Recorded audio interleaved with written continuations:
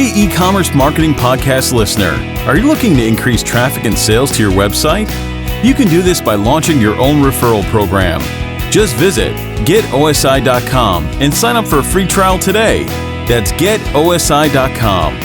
Now get ready to hear from your e-commerce marketing expert of the week as they drill down to give you details on marketing strategies that can help grow your business. Welcome back to the E-commerce Marketing Podcast, everyone. I am your host, Arlen Robinson, and today we have a very special guest, Bostjan Belingar, who is the founder and CEO of Hustler Marketing, one of the world's leading e-commerce email marketing agencies. And he's been pretty much obsessed with the company, and it's now 60 plus rock stars for the past few years. If you ask him about anything online marketing related, he'll light up like a candle and talk till he drops. In his spare time, he likes calisthenics, deep vocal house, and lots of fantasy books. So welcome to the podcast, Bostjan. Thank you very much. Thanks for having me. I'm excited. Yes, I'm excited to talk to you. And when I was reading your intro there, you mentioned obsessed with deep vocal house, and I'm thinking that you're talking specifically about house music. That have more of a focus on not just the instrumental, but the vocal melodies.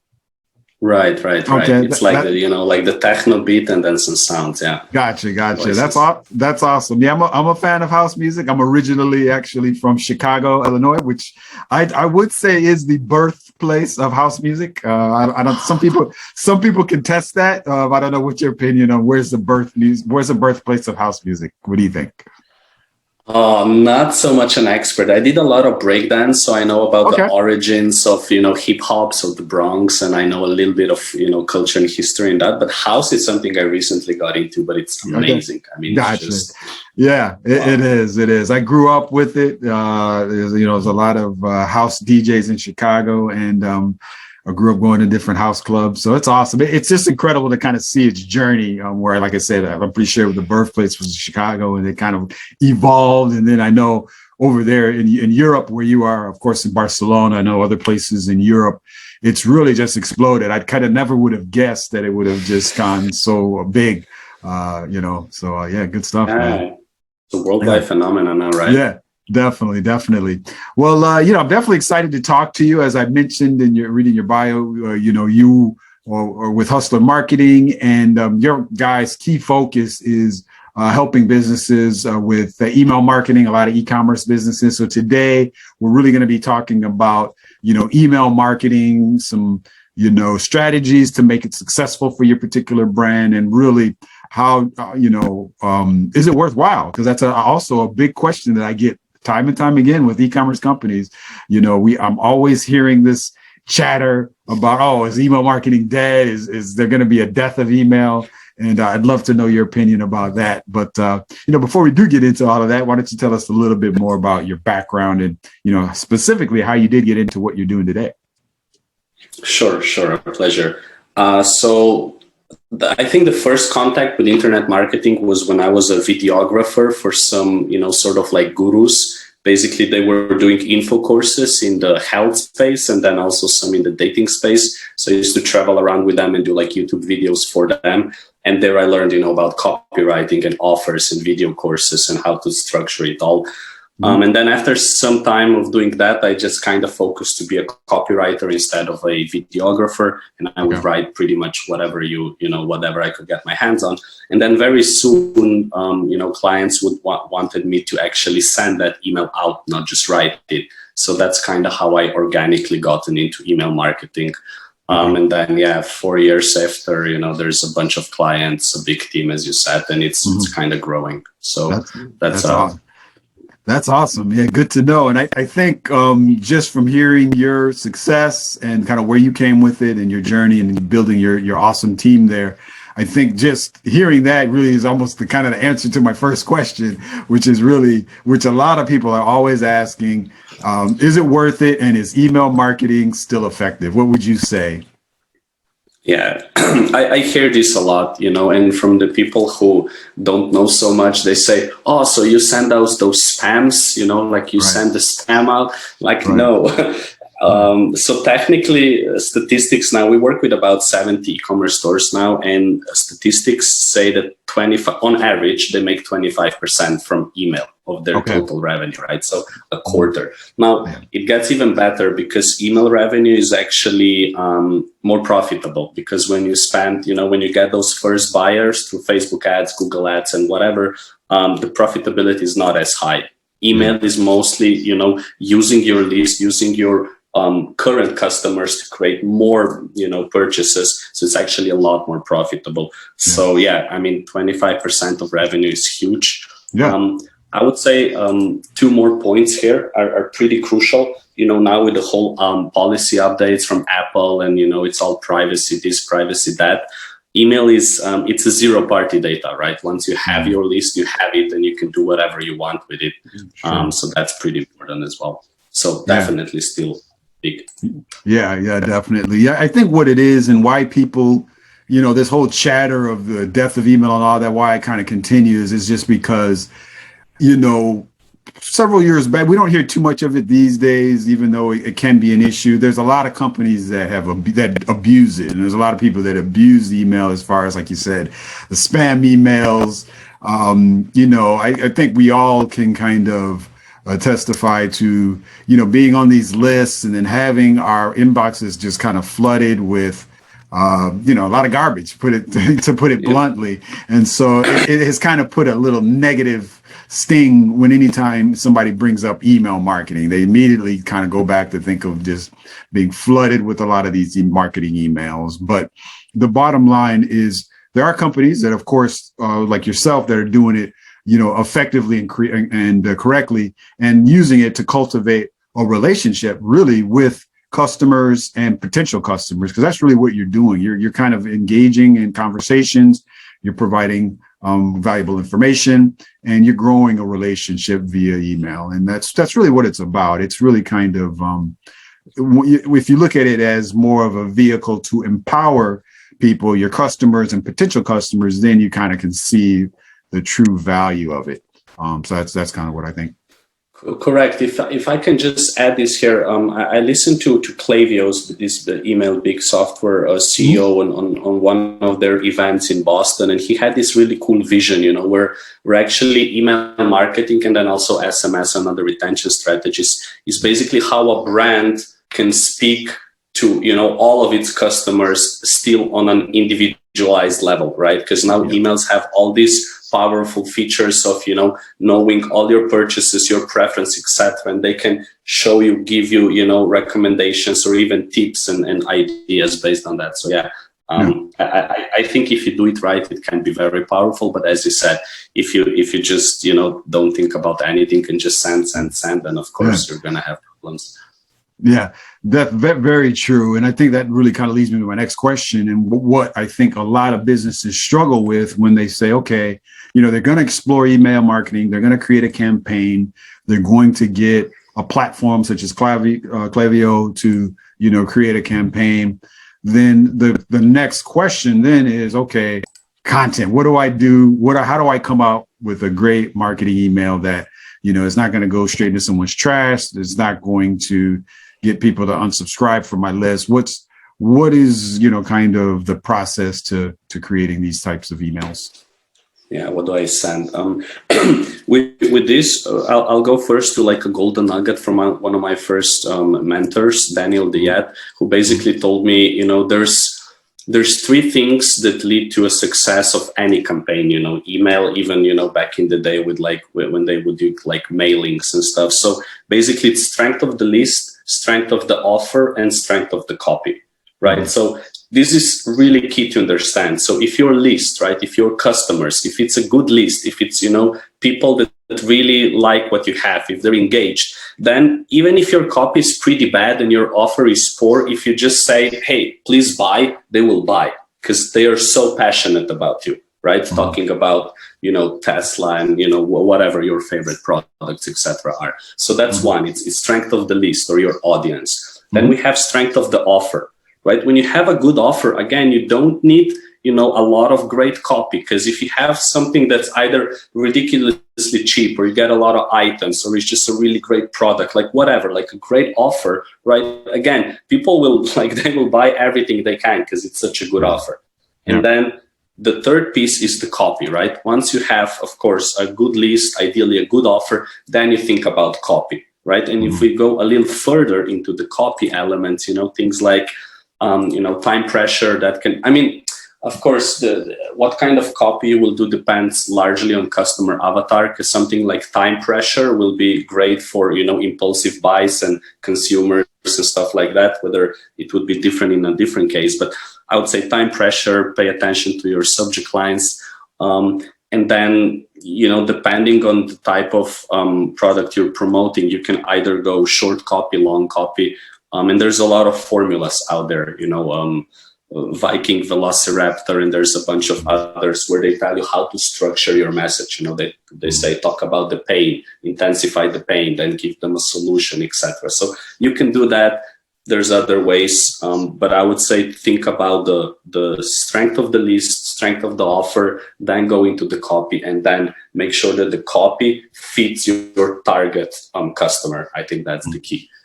Yeah, it really seems like the finding out what your customer ideal customer avatar is really the start of so many marketing strategies. I think you always have to first look at that before really doing anything, because otherwise, when you're coming up with your messaging, you're thinking of ideas.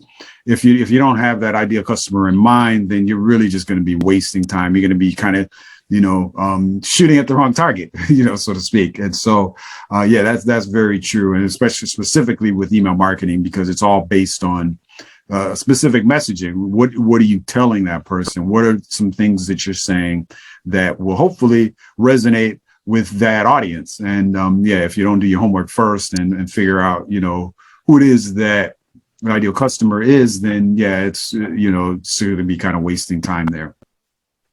And maybe to add to this, because it's really interesting, now that email, as a tool has gotten a lot more new features. I'm sorry, what was that tool called? So in general, email has become a lot, like you have Klaviyo, you have different things. Now the Gmail AMP is coming out, which is basically like you can literally click and open stuff inside of the email. You can play videos inside, but that's kind of advanced. Right. What I wanted to say is that nowadays you can play with the designs to a huge degree that you just couldn't do in the past, right? So, in the past it was really all about the copy, but now, especially with brands that have a lot of aesthetic appeal or something like that, the design has become really important. And you might not even need a lot of copy or a lot of text, and you just have beautiful design elements, and that converts a lot because, again, target customer, they relate to that beautiful design, right? So that's also important. Exactly. The visual aspects now are really very important now. I think a lot of it has kind of been driven by the kind of leap that we've had with these devices that everyone has now. These all of these mobile devices now are so. The resolution on these devices is amazing. I'm dating myself, but I grew up in the 80s or whatever, and back then the only type of, as far as this watching TV and television, is we watched everything on any massive TVs that had tubes. People are not familiar with that technology, but there was a huge cathode ray tube. That's what it was called, basically. Exactly. They were massive, man, and they were filled with gas, and they were electrolyzed gas, and then that's how you see the images. But now, we have just in everyone's pockets, we have technology which is like, I would say the resolution on these devices compared to those large tube TVs was like, a million times better. Yep. So when you're thinking about these platforms that people are viewing these emails on, the visual aspects are very important, because people are going to be accustomed to seeing really high def visuals and things. You got to do things that are really going to stand out and pop. Now, that kind of brings me to another question I was thinking about, because there are also there's also a school of thought from marketers where the less is better, a more minimalist style emails I've seen be successful. There's a lot of marketers that say, if you see their emails, it's nothing but text. That's it. Yep. No graphics at all. And so what are your thoughts on those types of email campaigns and those types? Great question. I really think it's, because we were doing tests, on all these stores, we're always doing tests, but there's never a clear, winner. It's like, is tags better? It's short and just like a big banner better? There's never a winner because it really depends on the customer avatar. However, what we do see is that once we send out more emails for a particular brand, we start to see what the audience of that brand likes, right? Yeah. Some brands, they like more visual. Some brands actually do great with really long copy, like 4 pages of copy in an email, and they just read it and buy. Right. Yeah. And then there's a little hack that goes in favor of plain text emails. I will maybe later talk about a little more about deliverability as well. Now, email, is a great tool, but there's, all these filters and protection and everything. So not all emails come through to reach the final, receiver. True. So plain text actually has more chance to reach. So that's why it's also potentially a great tool, especially when we think about re-engaging a stale list and things like that. Yeah. I think what it just comes down to is, it just depends on what's going to resonate with your audience. That's really, really it. Yeah. I think there's really no easy answer. There's no right or wrong to saying those text emails, those long text emails are any better than the highly graphic visual emails, because correct. Everyone resonates with something different. And so, it's really just a matter of trying to test these things and seeing what, types of results that you get, doing A/B testing, trying maybe a campaign that's more heavy in the visuals, and then another one where it's just strictly text-based. But very good point, though, also with these days, that is one concern is as far as the filtering is concerned, because we have all of these spam filterings and all these things with the graphic emails and all of the code behind it. Those are often a little bit more susceptible to, can be more susceptible to, especially if it's not coded right, to end up in somebody's spam folder. So that's another thing to also definitely, keep in mind. Now, we talked about when you're sending out these email campaigns, of course, most companies that, have a few years already under their belt, they have a customer base, they have a customer list, and they already kind of have, a base of people that they can send out emails to. But on the other hand, the goal is, of course, you want to try to get new customers. And a lot of times, of course, that's done through a subscriber list. And so what are some tips or some strategies for, growing and building your list of people that may not be your customers, but people may have some interest in what your brand is doing? Good. What I'll say is primarily, focused on e-commerce, but I think other niches could also apply some of the same principles. So the first and most important part is the pop-up. And again, there's a lot of people that still, think that this annoys the customers and that it's not a best practice and things like that. But we've here, at least from all of our clients and all the research and data that we have, I would definitely always 100% of the time support pop-ups. Obviously, you can do clever triggerings, right? So you're not going to show 10 different pop-ups in the first 5 seconds. You're not going to show pop-ups to subscribers that are already on your list, right? Two general best practices are that on mobile, you will show a pop-up on a time delay, because those little X's are kind of hard to click. So you do a time delay. We say a general best practice is about half or 3/4 of your on-page time. So if a person stays there for 2 minutes, you would show it after a minute or something like that. And then on desktop, you would do a exit in 10. Now, this is the basic. Then if you want, to employ some sort of guerrilla marketing / referral-based stuff, you can always do a giveaway. We've seen some of that, but, honestly, most of our stores are not doing too much, although I did hear great, case studies. You would have a few good products, or maybe you have a big cash prize, and then you can advertise all that on social media, Instagram, Facebook, wherever you can. And then the condition for that would be tag 2 friends and drop your email in order to get, qualified pick. So that would be another. And then a nice variation of the pop-up is a quiz. So actually quite a lot of stores have been successful with this. So instead of a pop-up, it would say, let's imagine like a dog, product store, right? So, a quiz would pop up. I've seen one just recently, and it would say, hey, like, do you have a young dog or an old dog? And then, long hair or short hair, right? So things like that maybe 4 or 5 questions that usually are kind of fun, right? And then they get the person to subscribe. And at the same time, it will give you a lot of signals in your backend, right? So you'll be able to target them based on different, segments and factors. And then maybe the last thing here is a special type of pop-up, gamification, the Wheelio thingy, right? So my opinion on that is a little, it's a double-edged sword. So what we've noticed is that the conversion on those types of pop-ups is really high. So it could be 15-20% opt-in conversion, whether on regular pop-ups, I would say 10% is really, really good.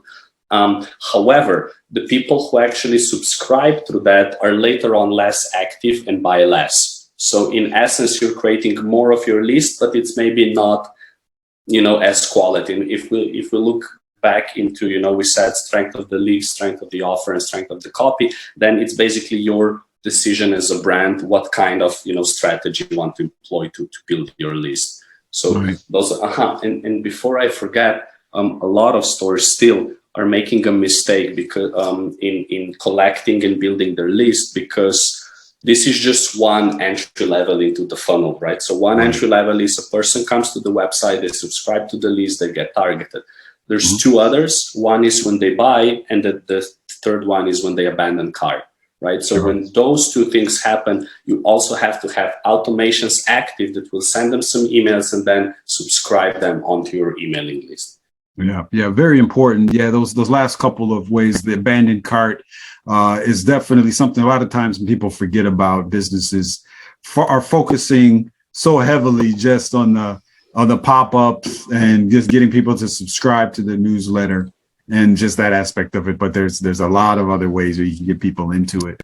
One other thing that I wanted to say, because you mentioned the pop-ups are definitely still very important, but I think the key thing though is you have to be creative, because I've been to 1,000,001 websites, and still brands these days just do the basic promotion with the pop-up, sign up for our list, get 20% off your first purchase or something like that. And there's nothing wrong with that. Those things can attract people. If people want to get a discount, it can. But people, I think the problem that you have with those is that since they're so, I guess you could say at this point, kind of overly used, people they almost get blind to it. You see those pop-ups and your eyes kind of glaze over it. They're saying, okay, they're asking for your email. They're saying they'll give you a discount on your purchase, but people get so used to seeing that. I think we're so quick to just close that out, no matter what it says. It could be, it could be saying 80% off or something like that. I think people at this point are so accustomed to just trying to close it out. What do you think? Slight, not exactly disagreeing, but maybe a alteration.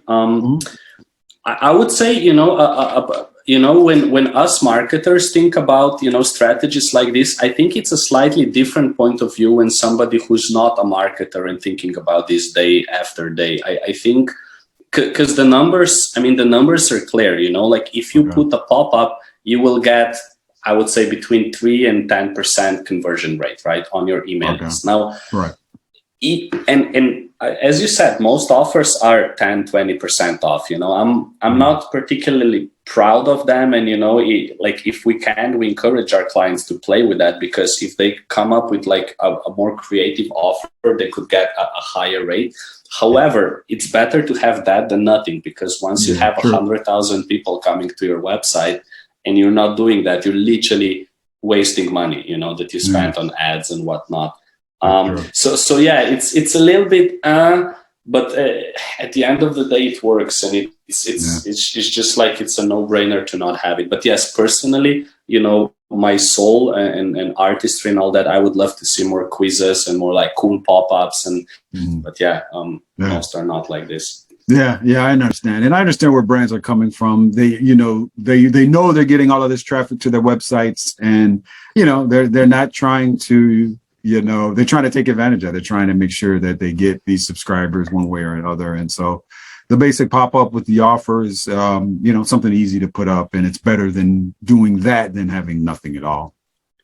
And also, if we think about another angle, which is, consumerism, and I'm not saying all brands here, but, the way Facebook ads basically work is, in a lot of the cases, it's an impulse buy, right? Yeah. It's like, oh, look at this, whatever, yoga pants. And, a person that buys them, like they're not just buying the pants, they're buying a feeling of, I will get fitter, or I will be sexy, or whatever it is for the person, right? So, right. So that pop-up, it's like, I will get that same feeling for 10% off, and, okay, let me get the 10% off. But that also means they will be on the email list, and in the future, they might get triggered again. Again, it's a different mindset, but it's also something to consider. I think when you think about the brand and marketing, I think you should wear many different hats. The business hat, the what's my goals and vision hat, the what I want, my customer experience to be hat. So after you put all that together, I think you can, decide on what you want your direction to be. Yeah, very true, for sure.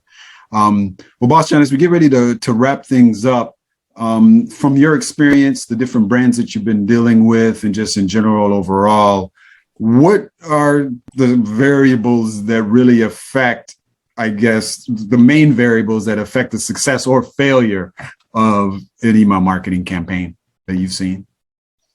I'd say two things. One is if they have the automated setup, so all those cart abandon, welcome flow, post purchase. So if you have all those automated sequences in or not, that's one. And the other, when we talk about sending regular campaigns to the list, do you or don't you know how to segment properly? Because the send shouldn't be just send an email to the entire list, but no, it should be send an email to people who have opened an email in the last 60 days and have been on the website but did not buy.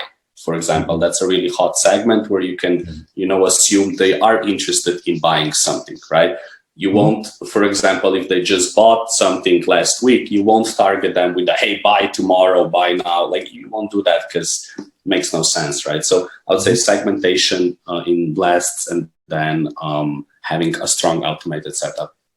Okay, gotcha. Yep, that sounds good. That definitely makes sense. I think with the automation, it's very important. And I think what I see, though, is with a lot of brands, and why a lot of brands may not spend as much time as they should in creating all of these different automations is just because, it takes a little bit of time to get set up. You do got to use the right solution as well. And, it just comes down to the fact that, if it's not rocket science to create these things, but the bottom line is it takes time. And so, you definitely want to work with either somebody that's familiar with doing it, that can assist you, and then that can kind of own it and have it grow over time. Because I think where a lot of brands fall short is they may go ahead, they may set up these automations, they get it going, and then they kind of let it go. And they're not monitoring the results. They're not monitoring the click-throughs and what are people looking at. And they, it could be failing miserably, but they keep it going. And so, you do have to have somebody on your team, even if it's, even if they're working with an agency such as you guys, or if you have somebody in-house whose one of their main roles is to manage that whole automation and, make changes based on the responsiveness and things like that. I think that's kind of one of the key things. Absolutely. Definitely. Well, it's definitely been awesome talking to you, Bostjan. I have learned a ton of email marketing, and I can probably geek out on digital marketing and email marketing for hours upon hours. And I know you could as well. But at this point, I definitely encourage all of our listeners to make sure that they implement some form of email marketing and the campaign, and get started, because as we've said earlier, it's not going away anytime soon. So you can forget about all of those clickbait emails that say they're predicting a death of email. I don't think that's happening. So definitely kind of got to get going. But, lastly, before we do let you go, I always like to switch gears just so our audience can get to know you a little bit better. If you don't mind sharing one closing fun fact that you think people would be interested to know about you. Yeah, so I think in the last, 5, 6, 7 years, I stopped counting, but it's been about 30 plus countries that I've traveled to. Wow. A perk of having a fully remote agency that basically I take my laptop, and right now I'm in Spain. I was in Prague, Czech Republic, Croatia in the last month. So it's pretty, I think that's pretty fun and possible. Yeah, that's awesome, man. Yeah, 30 countries, man. That's definitely an accomplishment. You're definitely a little ways behind me, or ahead of me, actually. I got to kind of get on the ball as far as my traveling. And it's awesome. I mean, you definitely learn a lot on a personal aspect as well, even on the professional and business aspect when you're going to other countries, because, different cultures, different countries, they relate to things differently. As far as on the business side, you can see how people engage with businesses differently in other countries. And you can take a lot of those ideas back to what you're doing. Plus it's fun, right? Yeah, and bottom line, definitely. It's fun seeing different scenes and experiencing different people and all of that for sure. That's what it comes down to.